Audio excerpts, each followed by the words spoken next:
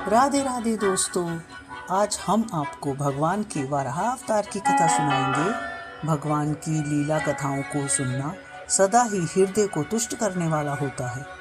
तो आइए सुनते हैं। जब अपनी पत्नी शत्रुपा के साथ स्वयंभू मनु का जन्म हुआ, तब उन्होंने बड़ी नम्रता से हाथ जोड़कर ब्रह्मा जी से कहा, भगवान, एकमात्र आप ही समस्त जीवों के जन्मदाता और जीविका प्रदान करने वाले पिता हैं।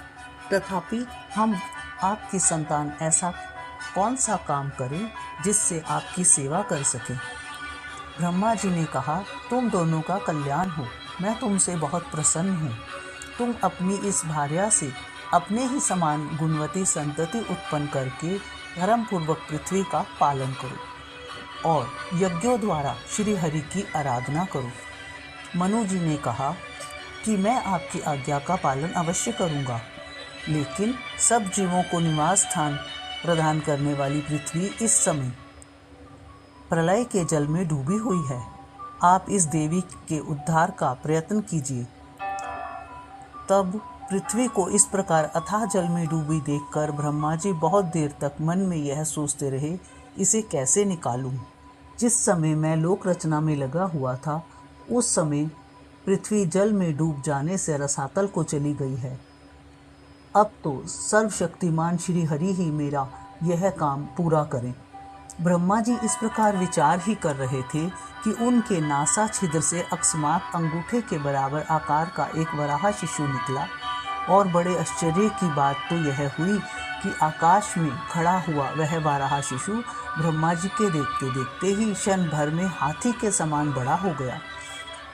उस विशाल वराह मूर्ति को देखकर मारीची आदि मुनिजन, सनकादि और स्वयंभू मनु के सहित ब्रह्मा जी तरह तरह के विचार करने लगे।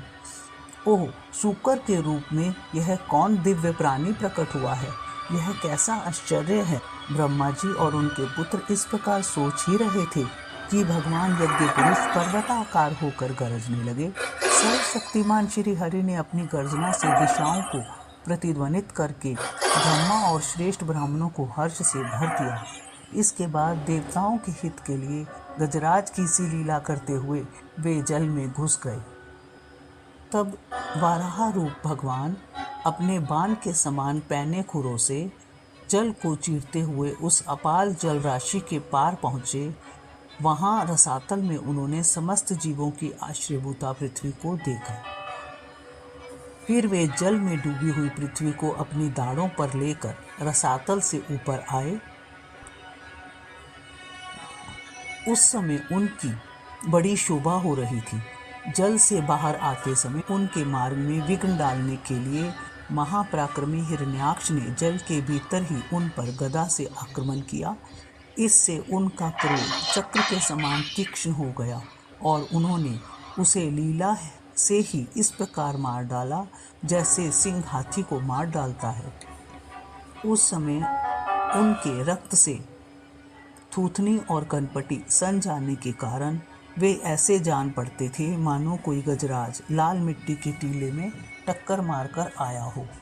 जैसे गजराज अपने दांतों पर कमल पुष्प धारण कर ले, उसी प्रकार अपने सफ़ेद दांतों की नोक पर पृथ्वी को धारण कर जल से बाहर निकले हुए तमाल के समान नीले वर्ण वराह भगवान को देखकर ब्रह्मा, मारीची आदि को निश्चय हो गया कि ये भगवान श्री हरि ही हैं।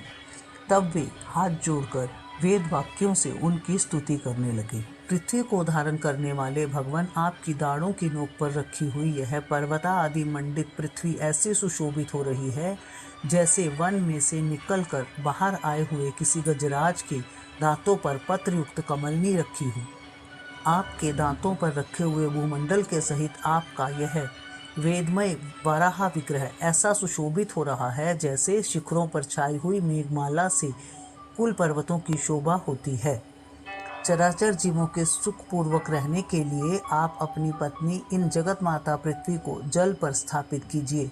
आप जगत के पिता हैं और अग्नि में अग्नि स्थापन के लिए आपने इसमें धारण शक्ति रूप अपना तेज स्थापित किया है। हम आपको और इस पृथ्वी माता को प्रणाम करते हैं। अगर आपको ये कथा अच्छी लगी हो तो कृपया मेरे चैनल को सब्सक्राइब करें।